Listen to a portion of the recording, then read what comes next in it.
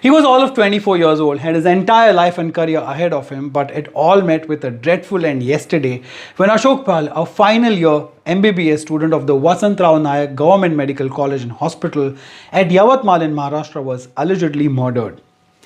But what exactly happened? I'm getting a lot of DMs about this story, and which is why I'm trying to tell you what exactly must have happened. According to Maharashtra State Association of Resident Doctors, or Central MARD, he was stabbed and brutally murdered in cold blood yesterday when he was walking back to his hostel from the library at around 8 p.m.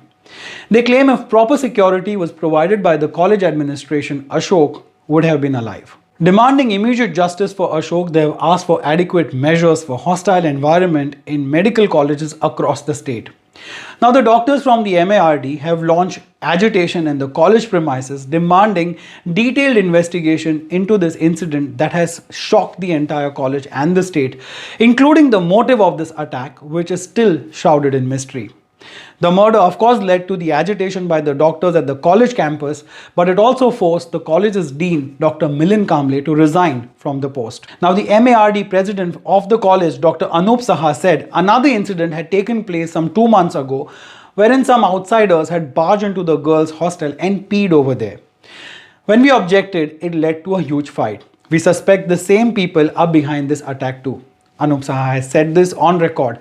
But as per Ashok's fellow medical students, trusted sources and news reports, Ashok Pal and others had a huge fight with some of these miscreants who had been harassing the girls from the hostel, and there was a huge quarrel back in August.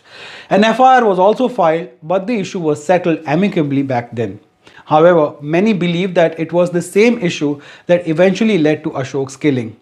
Police said that they are looking for another accused, while they have already arrested 2 suspects.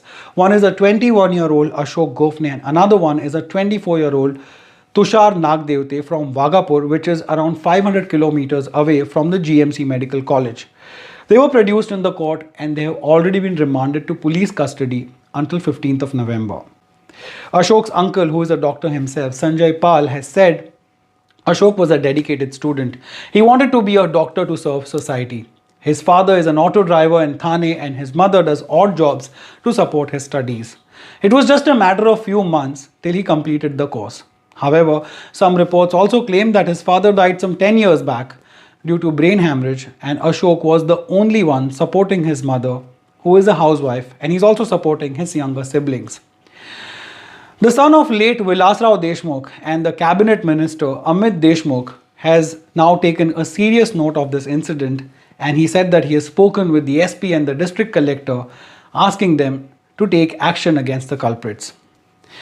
Friends, this is a developing story and a lot more updates are expected to come in soon. But let me tell you that the doctors agitating is not a new story and it has surfaced time and again. And why does that happen? A lot of times because the family members of the deceased attack the doctors when they lose their loved ones. A lot of times because the doctors do not get the facilities that they expect from government medical colleges and from the government itself. And there are a lot of such issues of security and the safety of the doctors at all times. When I started my reporting career back in 2006 with Times Now, doctor protest was one of the first stories that I had covered as a cub reporter. And the one thing that I always wondered when I covered these stories time and again after that as well was the collateral damage that took place because of these protests. Of course, the doctors have the right to make themselves heard, and such incidents once again always put the focus back on their safety, but also the patients that they look after, the people who look up to them to get cured and to come out of their illnesses, and their relatives are often left high and dry when such incidents happen. It is a catch-22. Both the sides have their own problems and both the sides need to be heard. But such incidents like the one that happened yesterday at Yavatmal can definitely be avoided.